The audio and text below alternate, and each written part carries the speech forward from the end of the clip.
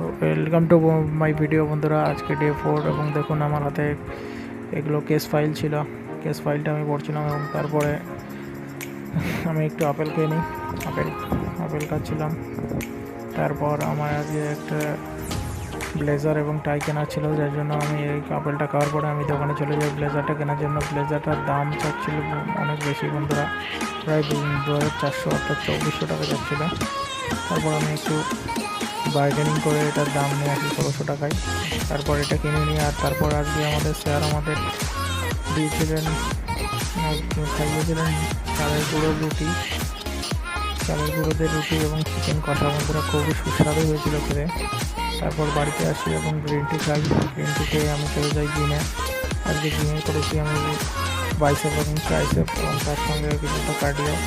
তো বন্ধুরা, এটাই ছিল আজকের ভিডিও। কালকের জন্য ওয়েট করো। বাই।